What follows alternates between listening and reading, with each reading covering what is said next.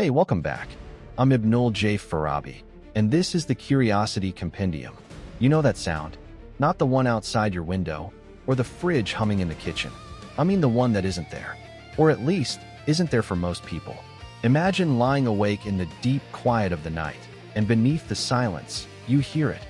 A low, persistent, rumbling drone. Like a distant diesel engine idling forever, just over the horizon. It's not in your ears, it's in the air. And it's driving you slowly, quietly, insane. Now, imagine that no one else in your house can hear it. Your doctor finds nothing wrong. Friends suggest it's all in your head. But it's not. It's in your world. And you are part of a tiny, perplexed fraction of humanity who can perceive it. This is the story of the Taos Hum. A mysterious, low-frequency noise reported in a small, artistic community in New Mexico and in pockets all over the world. It's a phenomenon that has baffled scientists, fueled conspiracy theories, and isolated those who can hear it.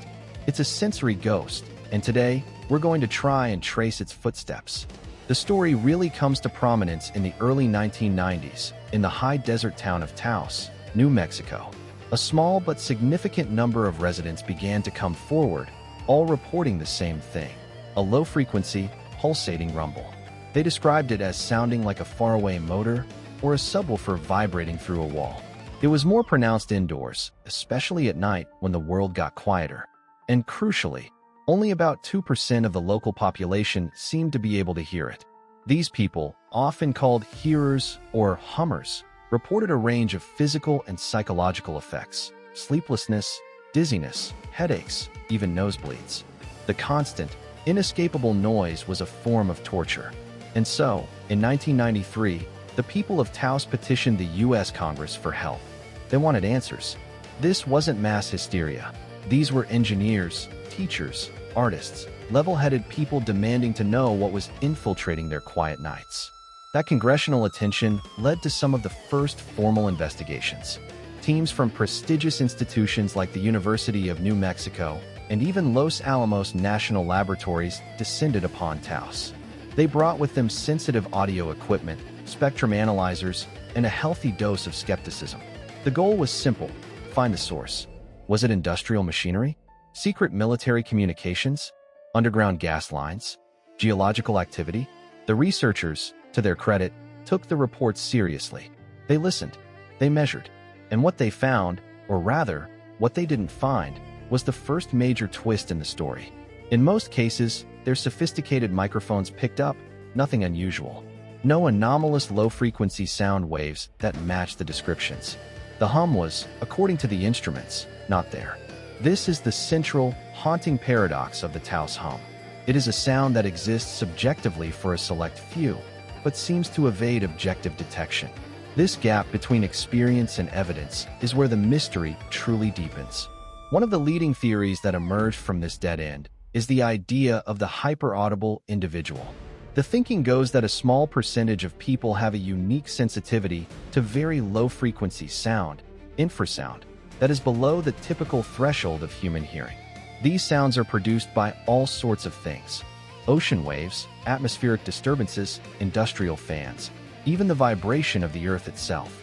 For most of us, it's just background noise our brain filters out. But for the hearers, their auditory cortex might be wired differently, amplifying this hidden sonic world into a conscious, inescapable drone. It's not that the sound isn't real, it's that their hearing is, in a way, too good. But of course, the human mind abhors a vacuum, especially a mysterious, humming one. And so, in the absence of a definitive scientific explanation, other narratives rushed in. Some pointed to secret military experiments, perhaps with psychotronic weapons or subterranean communication systems. Others wondered about geological faults releasing piezoelectric energy as the Earth shifted. There were theories about massive underground caverns acting as natural resonating chambers, or even the hum of the planet's own magnetic field. And for every physical theory, there was a psychological one, that the hum was a form of tinnitus, a spontaneous auditory signal generated by the brain itself. But this was often rejected by hearers, who could point to the fact that the hum changed based on location. It was louder in certain buildings, or vanished when they left Taos altogether. This wasn't a ringing in their ears, it was a presence in a place. This brings me to a personal reflection. As an engineer, my instinct is to look for the system, the source, the broken component. We want the world to be measurable and logical. But the Taos Hum challenges that directly. It lives in the uncomfortable space between the objective and the subjective. It reminds me of something I've felt myself, not with sound, but with other sensory memories. Growing up in Dhaka, there was a specific, damp, earthy smell right before the monsoon rains. I can't measure it or bottle it, but I'd recognize it instantly, and it carries a whole world of feeling with it. I wonder if the hum is like that for the hearers, a key to a sensory layer of reality that is both profoundly real and deeply personal. Their experience is their evidence, even when the machines fail to confirm it. It forces us to ask a humbling question. What do we do when personal truth and scientific truth don't align? Do we dismiss the witness, or do we question the limits of our instruments? The Taos Hum never really went away. Reports have cropped up globally for decades. In Bristol, England, in Largs, Scotland, in Windsor, Ontario. It's a worldwide phenomenon with a local name. Research continues in fits and starts. Some newer studies suggest it could be a combination of factors. A pervasive, very low-frequency background noise from our modern world. Shipping lanes, highways, power grids. Acting upon a subset of people with exceptional low-frequency hearing or even a unique sensitivity in the bony labyrinth of their inner ear. It may be the auditory equivalent of seeing a broader color spectrum. You're not imagining it. You're just in the sensory minority. So what's the takeaway from this unsolved mystery? For me, it's a lesson in epistemic humility. The Taos Hum is a quiet reminder that human perception is a fragile, individual thing. Our reality is a consensus, but not a perfect one. There are cracks in that consensus where strange things seep through. For the 2% who hear the hum, their reality includes a soundtrack the rest of us are deaf to. Their struggle for validation is a powerful story about listening, not just with microphones, but with empathy.